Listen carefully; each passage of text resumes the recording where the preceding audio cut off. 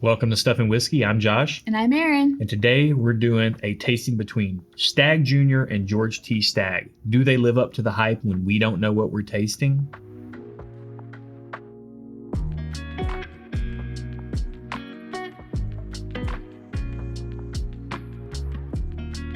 Welcome to the channel, bringing real-world content to the real-world whiskey consumer. Our head-to-head comparisons are always double blind so that we don't have a clue what we're drinking, but you guys do. We're going to put each pour through our objectively excellent subjective scoring rubric, and we're going to give them a tasting score. Once we have that, we're going to find out what we're drinking, and then we're also going to give them a retail score based on price and availability, and a consumer score based on whether we buy it again or not. We'll then add the consumer score and the retail score with the tasting score, and that will give us our real-world score. Let's get into it. All right, let's find out what we're drinking today. The randomizer says we are drinking 9. That is 1, 2, 3, 4, 5, 6, 7, 8, 9. this pair right here. Let's get into it.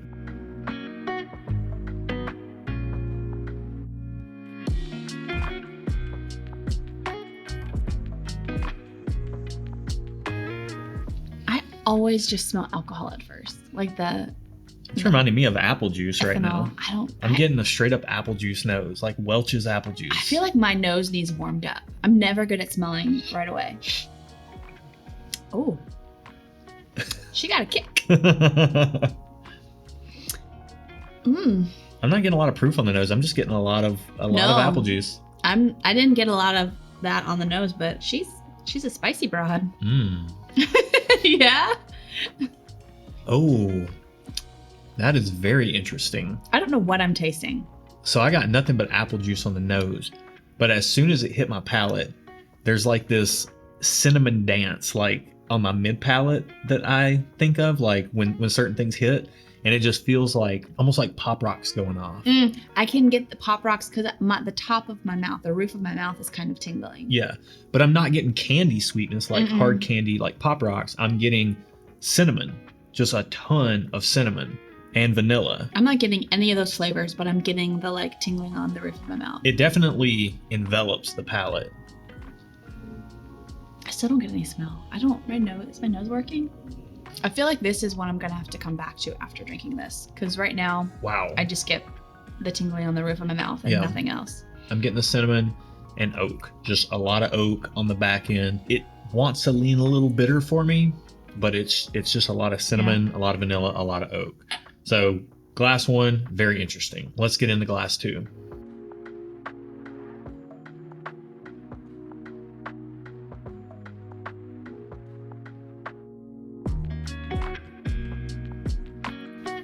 Oh. This smells slightly more sweet than glass 1. This smells a lot more sweet than glass 1 to me. I think my nose is broken today. Yeah, this is a lot of maple syrup to me. Just a lot of maple syrup and apple juice. Also apple juice, but with maple syrup. Should we get you some apple juice? Do you want some apple juice? Somebody spilled apple juice in the maple syrup. Okay. This is less of a punch than the other one, but it tastes good. Well, there's less cinnamon there, but it's still got some proof. Yeah, but the roof of my mouth isn't tingling with this one. Yeah. I think that's an enjoyable thing. I don't think I like the roof of my mouth tingling. I love it when a bourbon or a whiskey can just envelop my palate. Wow, these are like also like somewhat similar, but also way different. They're very similar in their power, like in their delivery, but they go about their business in a quite different way. Yeah, I agree with that. Now, what way that is, I don't quite know, but they're different. Interesting. Okay, so we're going to take a break. We're going to clear our palates out. We're going to do some A/B comparisons between glass 1 and glass 2, properly score them, and then we're going to come back and let you guys know what those scores are. So we'll see you soon.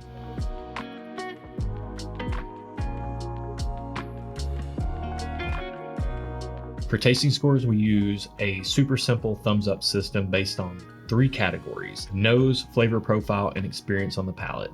1 thumb equals 1 point, 2 thumbs equals 2 points, just okay is worth half a point. Obviously, thumbs down, you're not getting any points for that. So there's 6 possible points total. Where are you at on glass 1? Okay, so I feel like my nose needs to take some time to get acclimated. As I was scoring this, I was smelling this again, and I did smell some sweetness, and I liked it. So I gave this a thumbs up on nose. I also gave it a thumbs up on flavor, and I gave it a thumbs up on experience. Overall, it was a good, enjoyable experience. So yeah, so I got a three out of 6. Which is what thumbs up indicates. Yeah, 3 out of 6. Thumbs up, it's good. It wasn't bad. It wasn't my favorite, so I didn't get 2 thumbs up, but I got 1 thumbs up. Yeah, I also gave glass 1 thumbs up across the board. The apple, maple, caramel, I got more caramel as I went back to it. Those were like the 3 predominant notes on the nose and on the palate. And thumbs up on the experience. Glass 1 had kind of a sweet oak finish. It had that enveloping mouthfeel. I really like that. So it gets a thumbs up across the board for me for a 3 out of 6. We both scored it 3 out of 6 on the tasting score. Where are you at on glass 2? Honestly, I gave glass 2 a thumbs up across the board as well. They're so close. Like, they smell, like when I went back to smell them, they almost like are identical in smell. For me. I gave glass 2 thumbs up on nose, thumbs up on flavors, and thumbs up on experience as well. So we both gave them a 3 out of 6. Yeah, they both scored 3 out of 6. Yeah. I got the apple and the maple caramel on the nose on glass 2 as well. Like these to me were indistinguishable on the nose after I spent time. Like same. I think they smell so similar. They smell identical. It's almost unbelievable that they're different products in the glass when you just smell them. Yeah, when you just smell them. They taste different. When you taste them, glass 1 is all the cinnamon. Glass 2 is more of the caramel and oak. Glass 2 definitely leans more to the bitter side, whereas glass 1 leans more towards the sweet side. It's not a bad bitter, but it's definitely more of like kind of a bitter, not like, I'm not getting chocolate in it, but kind of like that dark chocolate bitterness. Okay. Yeah. Okay. Yeah. I can see that, and that explains what I'm gonna say next. Yeah. So we both gave all these thumbs up across the board on nose, flavor, and experience. We both gave them a 3 out of 6 in tasting score. On 3, let's hold up your favorite. Okay. 1, 2, 3. Oh wow. Okay. Really? Oh yeah. This is silly, but this is my favorite. So they're very similar for me in all areas. However, this one made the roof of my mouth tingle, and this one made my lips tingle. I liked that better. I don't know if that's weird, but then also when you just said it had like a dark chocolate kind of bitterness, that makes sense because I love dark chocolate. Yeah. And I got that without realizing that I was getting that. So I think that's why I tended to lean more towards this, even though they scored exactly the same. And the cinnamon, like the little bit more of a wild ride in glass 1, was more to my preference. With like the fully enveloping mouthfeel. They were very close. It was a tough call. Same. It really came down to preference. Yeah. On the nose, like I said, indistinguishable almost. On the palate, there's just a little bit of difference in the way that they lean, but it was very, very interesting head to head here. So I'd say overall, these are pretty close. Yeah. And for me, depending on price, I may change my story. So as to which one you would buy again. As to which one I would buy again. And once we find out what they are. We'll get to that in the consumer score, but first let's find out what these pours are. Okay. I can't wait to find out. Okay. So glass 1 is number 43. 43. I gotta scroll all the way down. And glass 2 is number 42. Okay. So glass 1, number 43 is Stagg Jr. Batch 15, which is 131.1 proof, $60. Oh my goodness. That's the one you like the best, right? Yes. Oh, why do I have... I'm gonna be mad at myself. And glass 2... Glass 2 is George T. Stagg, 130.4 proof, $100. Wow. So I don't know what that means as far as the brands, but the price for me, they were close enough in overall experience that I would go with the $60 bottle over the $100 bottle, even though I enjoyed that $100 bottle a smidgy bit more. I might get this one because it's fine too. This is unreal. Okay, explain this to me. This is why I love blinds. Because... Why are you reacting the way you are? Because I don't know. So Stagg Jr. and George T. Stagg. Oh, man. They're both in the same family. So what's the difference? Oh, man. Tell me. Okay. First off, I'm embarrassed that we even gave Stagg and Stagg Jr. a 3 out of 6. Like, these should be dang near perfect scoring bourbons, but they weren't. Isn't that the point of the blind, is to not know what we're tasting so we can be honest? That is the point. These 2 thumbs up means it knocked our socks off. Dude, it really fit our flavor profile. I'm not going to give 2 thumbs up to very many things. You'll be more stingy with that than it's I gonna will have be. It's going to have to be like amazing. But these just weren't quite in my personal wheelhouse. Like, there was definitely a lot going on. I really liked them, but they weren't blowing my hair back. Okay. Yeah. That's just what it was. That's the truth of the matter. What was in the glass wasn't blowing my hair back. But they were good. They were really, really good, but they weren't, to me, great. Yeah. So I'm probably getting more stingy as I have tried many more things over the years. Like, I'm getting more stingy with my scoring as well. So Stag Jr. batch 15, which is, as far as I'm concerned, I haven't had batch 12, which is like kind of a revered batch, but batch 15 is kind of lauded as a really, really, really good batch of Stag Jr. Okay. And it was good. $60 often goes, it's hard to get. You can't really get your hands on it. A lot of times it goes for 120 to 150 on the secondary market. So where is it $60? I paid $60 for this. So if you can get it for $60, why do some people pay 120 for it?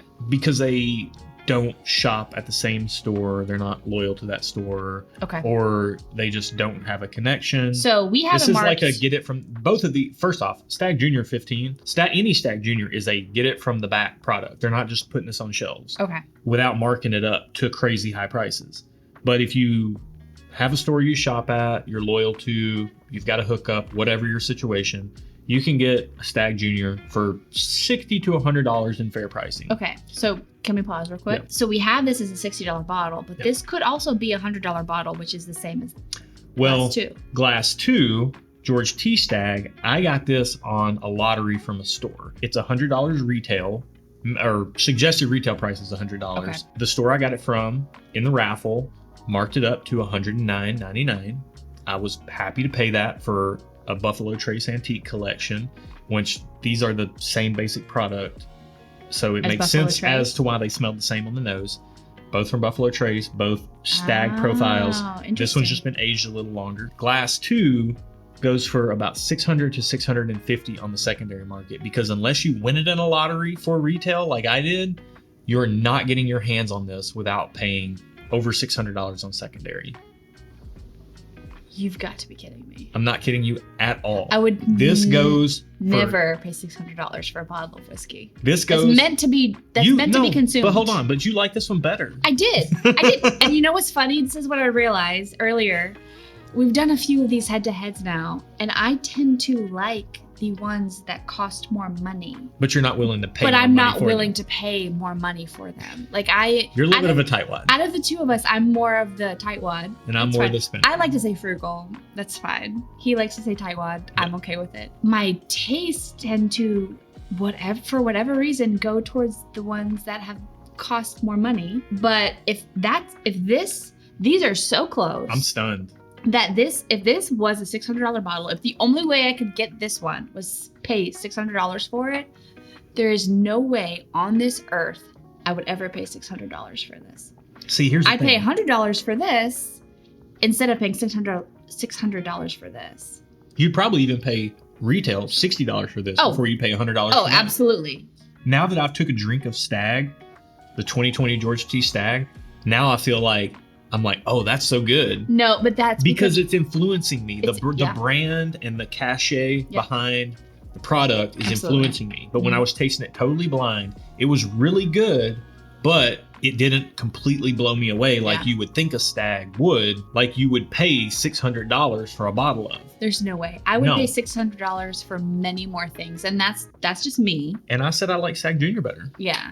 And I didn't. But at the same time, this was the one I liked better. But if it was $600, I would not buy it. I'm blown away. Yeah. I'm completely stunned. So, but I'm gonna drink it right now, though. yeah. Okay. Is Stag Jr. worth $60? I think so. I would think so, yeah. Is George T. Stag worth $100? Look, if you can get a George T. Stag for $100, buy the bottle. Don't even think twice about it. Just Honestly, buy the bottle. I would. I'm a tightwad, and I would buy it for $100. You're never going to get your hands However, on it again if you had that opportunity. I wouldn't buy it for like a ton more than that. No. Personally. A couple years ago, year or two ago, this was more like $300 a bottle. I'd be hard pressed to want to pay that.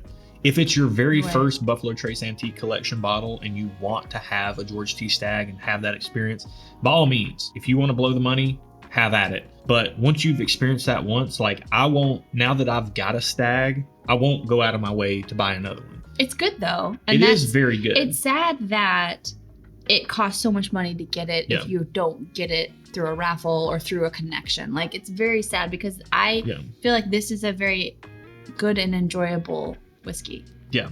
These are dang near both special occasion whiskeys, especially the George T. Stagg because it's so hard to come by. So, I mean, with that said, like we need to get into the retail and the consumer scores. Yes. Like this is a perfect transition. So retail score on Stagg Jr. Most stores will sell it for $60 to $80. It's a fair price. Even up to $100 is, I feel like, okay.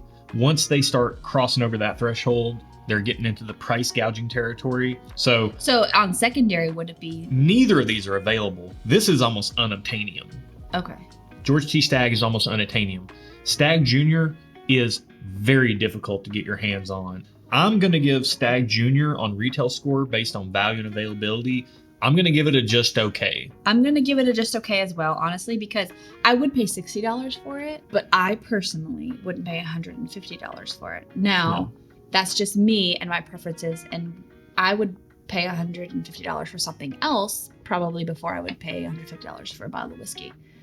But I'm not a whiskey enthusiast. Connoisseur. You're just a whiskey fan. I'm a whiskey fan, and I'm married to someone who really likes whiskey. Yeah. Retail score, price and availability on Stagg Jr., I gave it a just okay on glass 1.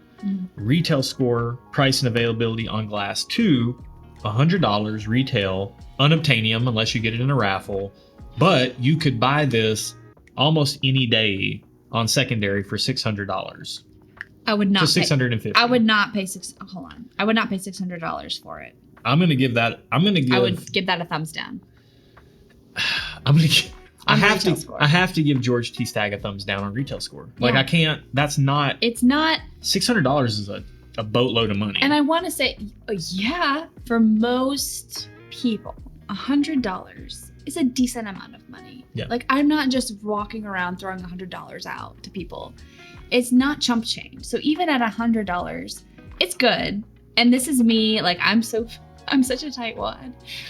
I would pay $100 for it probably to have one of them, but I wouldn't buy it again. Like I'd have it for one occasion, but I would never pay $600. You know what's wild? If I had the opportunity to buy this at $100, I'd buy it in a heartbeat, knowing how difficult it is to get my hands on, just to have it as something special. But if it sat on shelves all over town and it was $100, would I buy a second bottle if I ran out? I don't know that I'd go out of my way to get it, just because the flavor profile isn't 100% quite to my taste. And I really want to have the flavors 100% dialed in if I'm going to spend $100 on a bottle of whiskey. Consumer score, would you buy both of these again? Well, knowing what the price is, yeah, I would buy the $60 bottle again. If I could get them for retail, I would buy both of these again, no problem. Yes. Honestly, if I could get the second glass for $100 for retail, I would buy it again. So I'm giving thumbs up on consumer score. Consumer score, yeah. I'm giving a thumbs up on consumer score, whether I'd buy it again or not, to both glasses. I would probably drive across town to get one, but I don't know that I would buy multiples if I had the opportunity. There's always another bottle coming down the pipeline. Yeah. That's the thing. There's always more. Yeah. There's always something new. And people want to bunker stuff. They want to buy multiple bottles to keep on hand. And if you find a bottle that really fits your profile and you're in love with it and you want to buy multiple bottles, we've done that with some bottles as well. If it's really, really good like these are, but it's not 100% to your flavor, to your taste. Yeah, 100% to your taste. Then I don't know that I would stock up on these. I would wait for the next batch of Stagg Jr. to see if it's more to my liking, or I would wait. I'm probably not going to get another George T. Stagg. I got extremely lucky getting this in a raffle, but I would wait till the next bottle of something else. Yeah. That's a little bit more to my flavor profile. So as far as real world score goes, I'm so stunned at this. We've rambled a little bit. That's just the way it's going to be. So we both gave each of these glasses a 3 out of 6 in tasting score. in the real world score with retail and consumer scores taken into account. I'm looking at your sheet. I'm looking at her sheet right now, and we scored these identical. So glass 1 was Stag Jr. Yes, Stag Jr. On the retail score, I gave it a just okay. As did I. And then I gave on the consumer score, which means would we buy it again, I gave it a thumbs up because I would, because it's $60.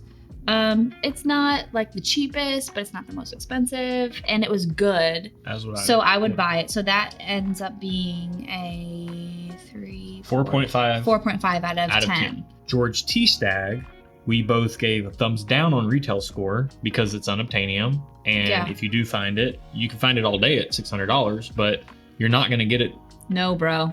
For $100, no. Unless you win a raffle or something. Unless you have a crazy hookup and spend thousands and thousands and thousands of dollars at the store, and even then you might not get it. So at $600, it's a thumbs down. Or even at a couple $100, I would pay $100, no more. For as hard as it is to get, it gets a thumbs down on retail score. Same. So, and it does get a thumbs up on consumer score from the both of us. So we would buy it if we could get it for $100. Yep. Like, or close to it, 110, like what you got it for, 109. I'm happy paying that. Yeah.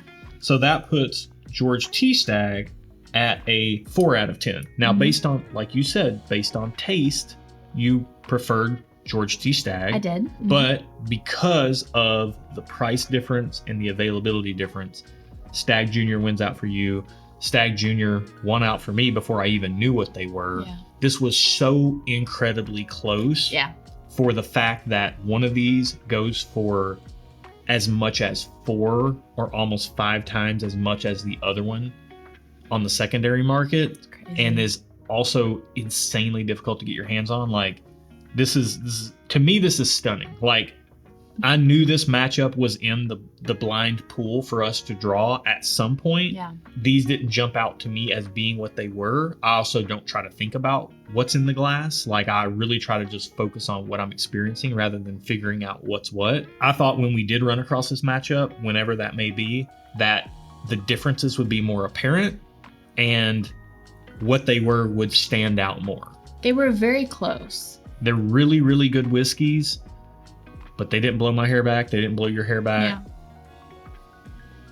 There it is. And we're both finishing this video out and saying that we would go with Stag Jr. over George T. Stag. Yes. Even though before I knew the price and everything, I would have said this was my favorite if they were equal. But they're so close that I would pick this one for budgetary reasons, because in flavor and profile and experience, it's not worth it. I if it was worth it, I would pay more, but they're so close that it's not worth it. Yeah. I mean, this is stunning to me. Hope you guys enjoyed this. Erin, take us out. Well, thank you for watching. If you like content like this, please hit that subscribe button. You can also hit that bell notification to be notified every time we post a video so you don't miss a one. You don't want to. Comment below if you have had any of these whiskeys before. And I mean, if your team cheaper is better, then send a comment. You'll win her over with that one. Yeah. Yeah. All right, guys. Till next time. Cheers. Cheers. Cool. I liked that.